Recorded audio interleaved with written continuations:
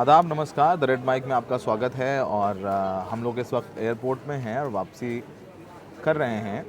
सबसे बड़ी खबर यहाँ पर यह आई है कि शाकिब अल हसन, जिसको हम सब जानते हैं कि वो एक बांग्लादेशी क्रिकेटर हैं, बांग्लादेश के सबसे एक्सपीरियंस्ड क्रिकेटर हैं। उनकी उम्र 37 साल है। वो बांग्लादेश के कप्तान भी रहे हैं, वो इंडिया आकर के IPL भी खेलते हैं। उनके खिलाफ बांग्लादेश में एक हत्या का मुकदमा दर्ज हो गया है। और सोचिए कि रविवार को जो बांग्लादेश ने ऐतिहासिक जीत दर्ज की है पाकिस्तान के खिलाफ, उसमें शाकिब अल हसन ने एक बहुत अहम रोल निभाया है। और आपको बता दें कि बांग्लादेश में लोग क्रिकेट क्रेज़ी, मतलब इतने बड़े फ़ैन हैं क्रिकेट के, तो आप सोच नहीं सकते हैं।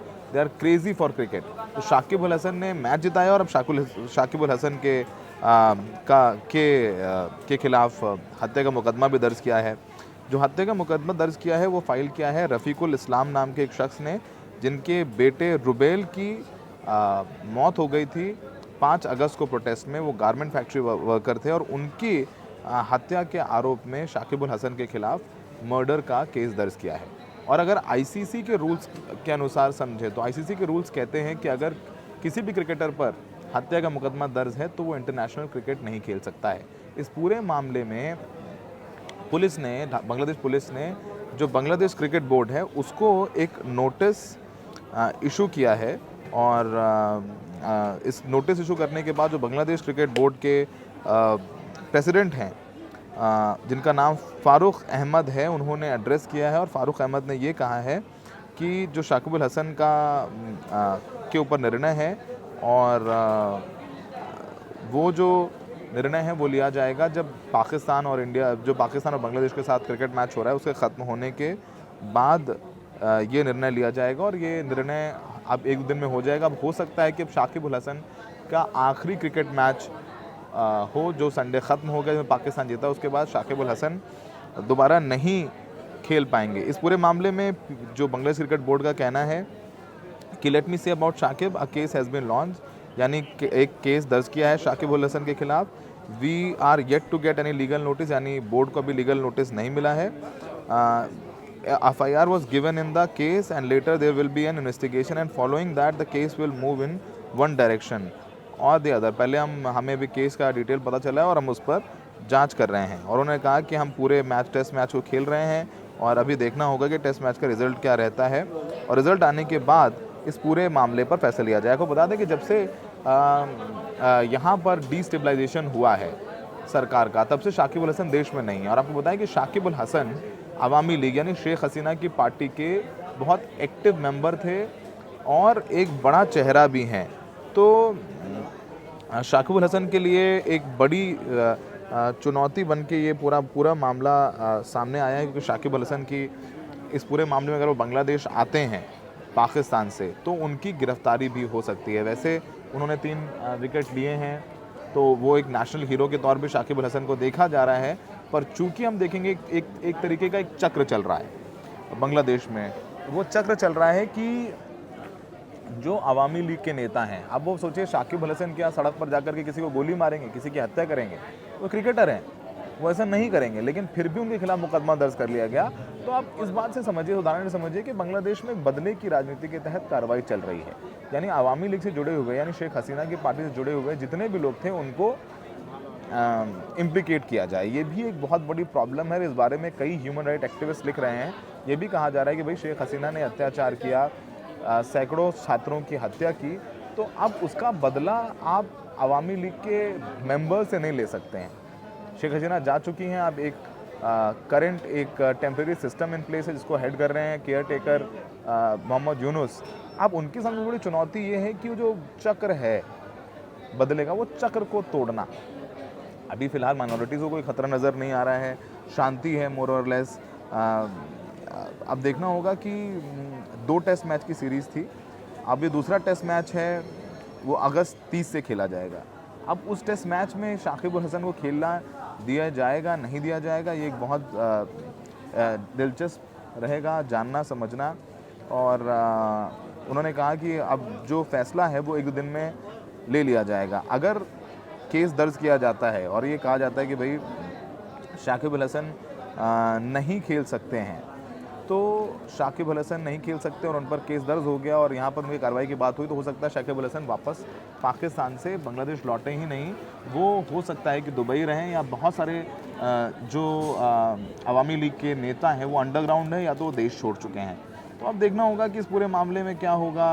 अब शाकिब अल हसन के खिलाफ FIR हुई है, क्रिकेट क्रेजी देश है, क्या कोई इम्प्यूनिटी दी जाती है शाकिब अल हसन को? और मर्डर तो जाहिर सी बात है कि वो बांग्लादेश के सबसे एक्सपीरियंस क्रिकेटर हैं, और अगर उनके खिलाफ क्या वो सड़क पर आकर किसी की हत्या करेंगे, ये एक बड़ी बात है जिसको लेकर के आगे देखना होगा कि किस तरीके से चीज़ें अनफोल्ड होती हैं। आप क्रिकेट फॉलो करते हैं? बांग्लादेश से हैं आप? शाकिब अल हसन के खिलाफ केस हो गया है, क्या कहते हैं उस बारे में, क्या कहना है? Camera no. अच्छा, ऑडियो ले रहे हैं, बोले ऑडियो वो हमें देखना है। সাকিব আল হাসান বাংলা হিন্দি তো थोड़ा थोड़ा बोलो, कोशिश करो। প্রায় সাকিব হাসান ক্রিকেটার খেলোয়াড় ভালো, কিন্তু ব্যবহার ভালো না। तो आदमी अच्छा नहीं है, क्रिकेटर अच्छा है। ক্রিকেটার আচ্ছা, आप क्या कहेंगे? शाकिब अल हसन को फॉलो करते हैं आप? अच्छा लगता है क्रिकेटर, उसके खिलाफ केस हो गया, आपको लगता है उनको सज़ा होनी चाहिए? কেস हुआ उनके खिलाफ केस हुआ है शाकिब अल हसन के खिलाफ, आपको लगता है कि उनको सज़ा होनी चाहिए? नहीं लगा उनको, क्यों सजा हो, इतना बड़ा खिलाड़ी है वो, प्लेयर है बड़ा बहुत, क्या हुआ उसका? मर्डर का एक केस हुआ है उसके खिलाफ बांग्लादेश में, आपने फॉलो किए न्यूज़? नहीं किया, तो बहुत सारे लोगों को पता भी नहीं है कि उनके खिलाफ केस हुआ है, उनके खिलाफ केस हुआ है।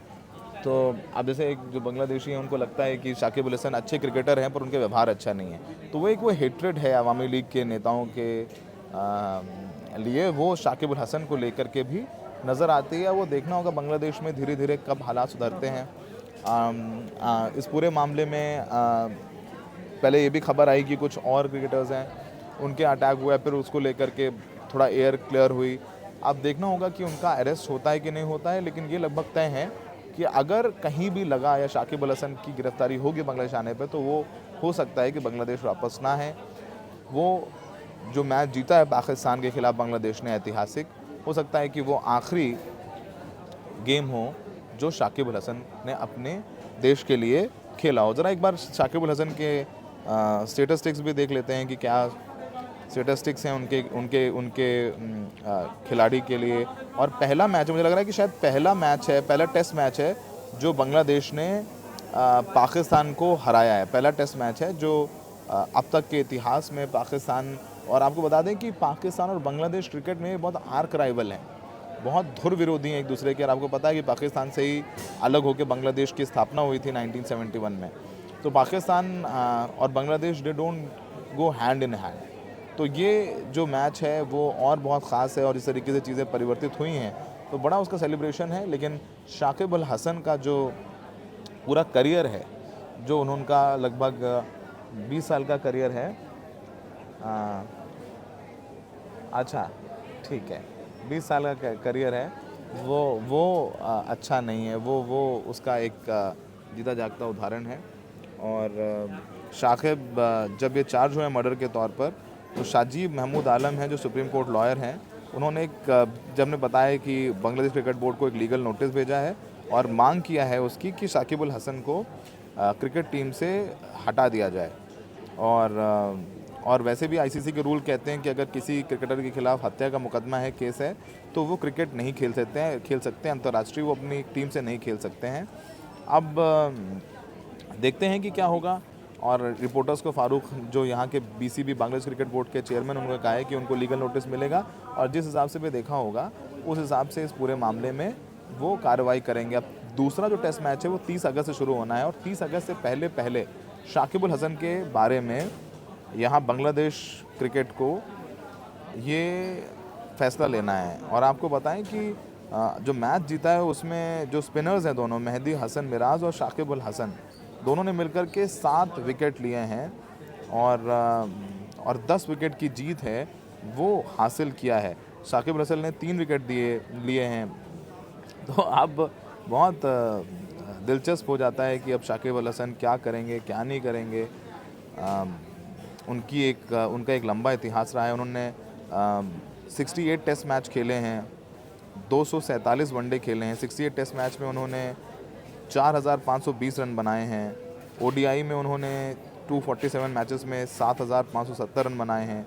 T20 में उन्होंने 2,551 रन बनाए हैं। टेस्ट मैचेस में उन्होंने 241 विकेट लिए हैं। ओडीआई में वो लीडिंग विकेट टेकर है बांग्लादेश के, 317 विकेट्स लिए हैं, जो कि सबसे ज़्यादा हाईएस्ट विकेट टेकर हैं बांग्लादेश की हिस्ट्री में। उन्होंने T20 में 149